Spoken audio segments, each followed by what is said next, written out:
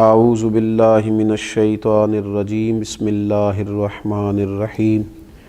لا تحسبن الذین یفرحون بما اتوا ویحبون ان یحمدوا بما لم یفعلوا صدق اللہ العظیم۔ اللہم صلی علی سیدنا و مولانا محمد معدن الجود والکرم وآلہ وصحبہ وبارک وسلم۔ اللہم صلی علی سیدنا و مولانا محمد معدن الجود والکرم وآلہ وصحبہ وبارک وسلم۔ الصلاۃ والسلام علیک یا سیدی یا رسول اللہ وعلی آلک واصحابک یا حبیب اللہ۔ حمد و صلاۃ کے بعد قرآن مجید فرقان حمید ہمیں کچھ ایسے روحانی امراض کے بارے میں شعور دیتا ہے کہ جو دلوں میں موجود ہوتے ہیں اور انسان کے دل کے اندر جو اس کی روحانی زندگی ہوتی ہے اس کے لیے بڑے نقصان کا باعث ہوتے ہیں، اور جب دل کے اندر وہ چیزیں پوری طرح جڑ پکڑنے لگتی ہیں تو انسان کے جو ظاہری معاملات ہوتے ہیں، اس کا جو لوگوں کے ساتھ میل ملاپ ہوتا ہے اور اس کے جو تعلقات ہوتے ہیں اس پر بھی اس کے وہ روحانی مسائل اثر انداز ہوتے ہیں۔ یہاں تک کہ نہیں، پھر اگر وہ مسائل اسی طرح برقرار رہیں تو وہ جو نیکی کے کام انسان کرتا ہے، اپنی زندگی میں خیر جمع کرتا ہے، اللہ تبارک و تعالیٰ کا بندہ ہو کر، نبی اکرم صلی اللہ تعالیٰ علیہ وسلم کا امتی ہو کر وہ دین کے رستے پہ چلتا ہے، تو اگر اس کی روحانیت میں بگاڑ ہو تو وہ چیزیں اس کو وہاں بھی تکلیف کا باعث بنتی ہیں اور اس کے نیک اعمال پر بھی اثر انداز ہوتی ہیں۔ انہی مسائل میں سے ایک بڑا مسئلہ جو بہت بڑی روحانی بیماری ہے اور بہت زیادہ تکلیف کا باعث ہے، وہ ہے حب جاہ کا مسئلہ، یعنی شہرت کی خواہش، عزت کی خواہش۔ لوگ میری تعریف کریں، میں لوگوں میں جانا پہچانا جاؤں، لوگ میرا ذکر کریں، جگہ جگہ لوگوں کو پتہ چلے کہ فلاں صاحب ہوتے ہیں۔ حالانکہ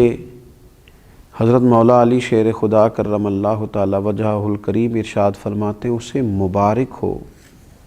جسے تھوڑے لوگ جانتے ہیں، وہ شخص باعث مبارکباد ہے جس کی زیادہ شہرت نہیں ہے۔ وہ تو تنہائی میں بیٹھ کے آرام سے اپنے رب کریم کو یاد کر لے گا۔ تو ایک بڑی بیماری دل کی، شہرت حاصل کرنے کی بیماری، اپنا آپ بتانے کی بیماری، اپنے آپ کو لوگوں کے سامنے بڑا ظاہر کرنے کی بیماری، یہ اتنا تکلیف دہ امر ہے کہ اس نے پوری دنیا کے اندر ایک عجیب سی دوڑ لگا دی۔ جس کو اللہ تبارک و تعالیٰ نے کچھ علم دیا وہ بھی چاہتا ہے کہ اب میری شہرت ہو جائے، الا ماشاءاللہ۔ اگر کسی کو اللہ تعالیٰ نے کوئی صلاحیت دی ہے، کسی شعبے میں مہارت دی ہے، تو اس کو اس مہارت کے ساتھ شہرت بھی چاہیے۔ اللہ نے پیسہ عطا کیا ہے اپنے فضل سے، تو بجائے اللہ تبارک و تعالیٰ کی مخلوق پر خرچ کرنے کے وہ اسے شہرت کا باعث بنانا چاہتا ہے، وہ آگے بڑھنا چاہتا ہے۔ اور ہمارے زمانے میں تو ہم نے یہ دیکھا ہے کہ نیکی کا کام کرنے کے شوقین لوگ، ویلفیئر کا کام کرنا ہے، اللہ کے بندوں کی خدمت کرنی ہے، لیکن اس کے ساتھ ساتھ انہیں شہرت کی بھی ضرورت ہے۔ نبی اکرم صلی اللہ تعالیٰ علیہ وسلم سے پوچھا گیا تھا کہ یا رسول اللہ صلی اللہ تعالیٰ علیہ وسلم، ایک شخص اللہ کے رستے میں جہاد کرتا ہے، اس کی دو نیتیں ہیں، اس کے دو ارادے ہیں، وہ اللہ کو بھی راضی کرنا چاہتا ہے اور یہ بھی چاہتا ہے کہ لوگوں میں اس کی شہرت ہو جائے۔ ایسا نہیں ہے کہ رضا الہی کی نیت ہی سرے سے موجود نہیں ہے، رضا الہی بھی چاہتا ہے اور ساتھ یہ بھی چاہتا ہے کہ میرا نام ہو جائے لوگوں میں۔ تو آپ کیا فرماتے ہیں؟ تو حضور علیہ السلام نے جو فیصلہ دیا وہ سمجھنے والا ہے۔ حضور فرمانے لگے، اسے اللہ کی بارگاہ سے کوئی اجر نہیں دیا جائے گا۔ رب چونکہ وحدہ لا شریک ہے، وَإِلَٰهُكُمْ إِلَٰهٌ وَاحِدٌ لَا إِلَٰهَ إِلَّا هُوَ الرَّحْمَٰنُ الرَّحِيمُ،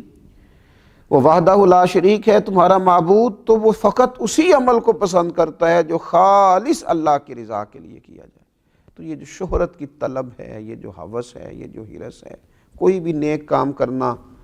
تو خواہش پیدا کر لینا کہ میری تعریف ہو، کہا جائے۔ ہاں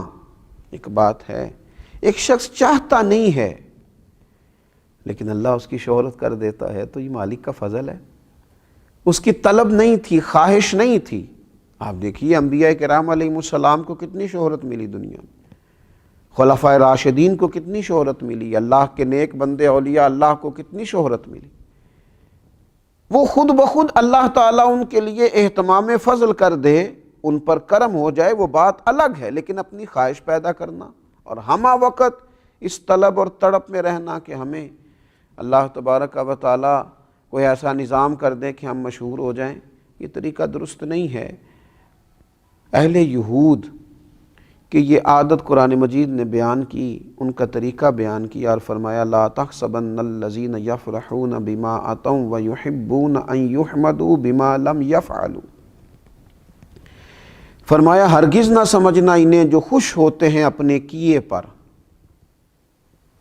اور چاہتے ہیں کہ بے کیے پر بھی ان کی تعریف کی جائے،